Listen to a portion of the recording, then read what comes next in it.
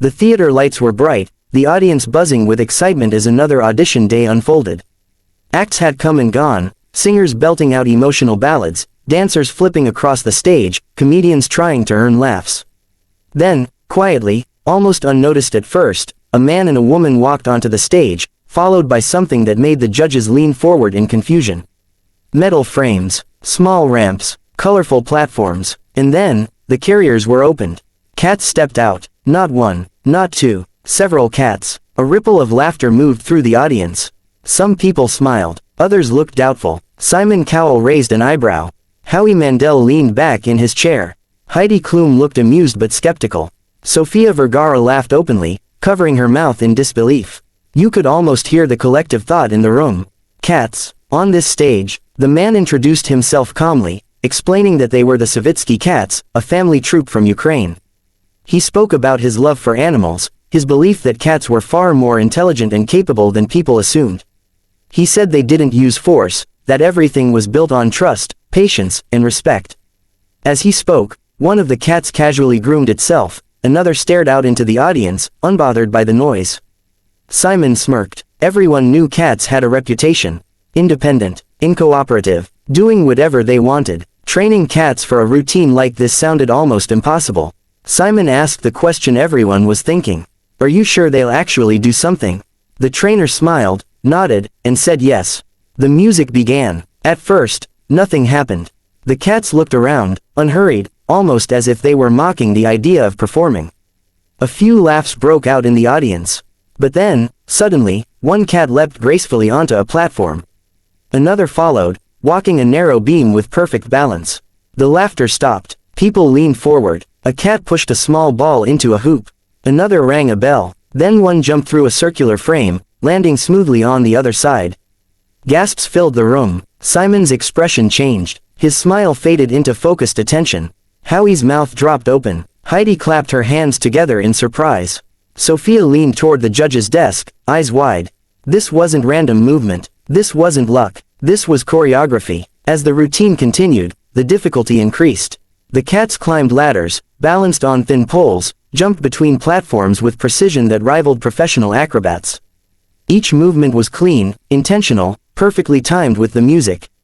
The trainer barely moved, offering gentle hand signals, quiet cues. There was no shouting, no rushing, just calm guidance. The audience was completely silent now, afraid to miss a single moment. Then came the part that changed everything. One cat hesitated at the edge of a jump. Just for a second, the trainer knelt down slightly, extended his hand, and waited. The cat looked at him. In that brief moment, something powerful happened. Trust. The cat jumped, landed perfectly. The crowd erupted in applause. Simon leaned back in his chair, stunned. This wasn't just a trick act. This was a relationship on display. As the final moments of the routine unfolded, all the cats gathered at the center of the stage. On the last beat of the music, they struck a pose, sitting neatly in a line, tails flicking gently, eyes forward. The lights dimmed. Silence hung in the air for a fraction of a second. Then the theater exploded. The audience stood on their feet, cheering, clapping, shouting in disbelief. The judges rose as well. Even Simon Cowell was standing, applauding with genuine admiration. The cats, unfazed by the noise, calmly sat as if they had done this 1,000 times before. When the applause finally settled, Simon spoke first. He admitted he had expected chaos. He admitted he had expected nothing.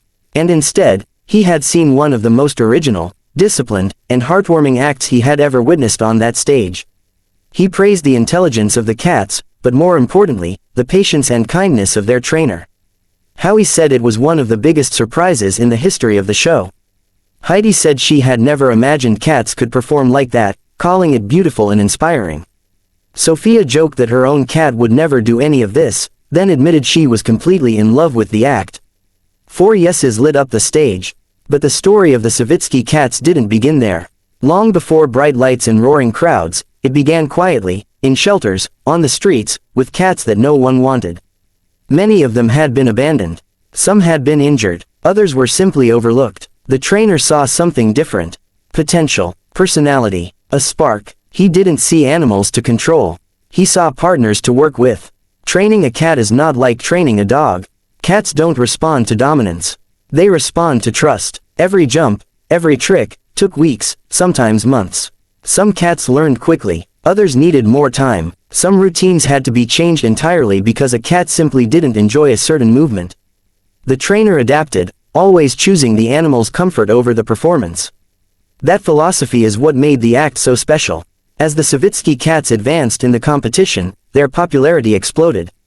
Videos of their auditions spread across the internet. People shared them with captions full of disbelief and admiration. Comments poured in from around the world. People who had never liked cats suddenly saw them differently.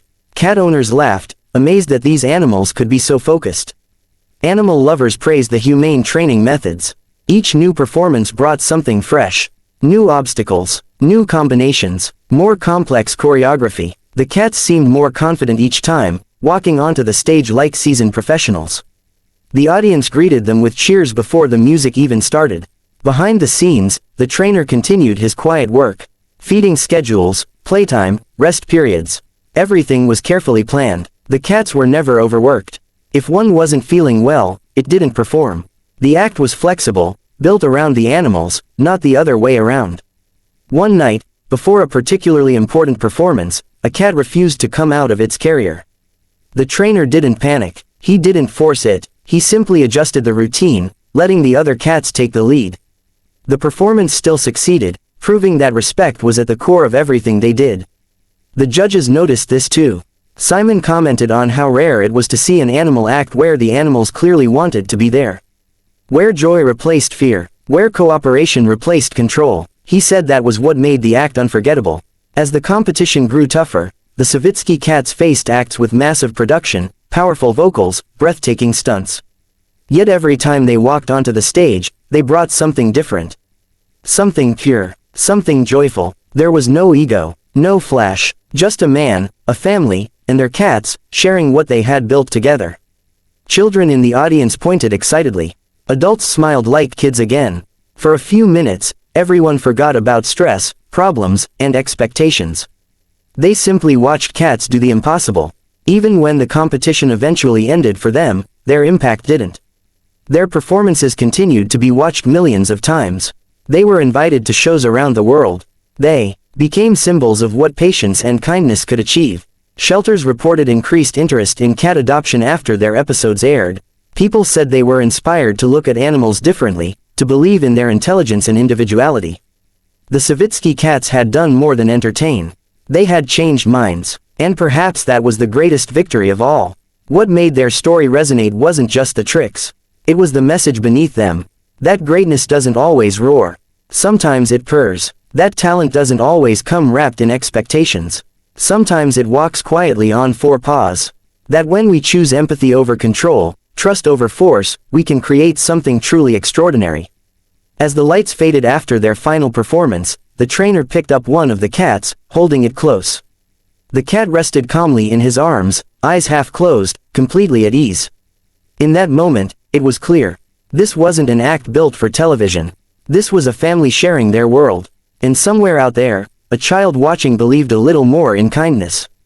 A cat in a shelter got a second look. A skeptic smiled. Because on that stage, the Savitsky Cats didn't just perform.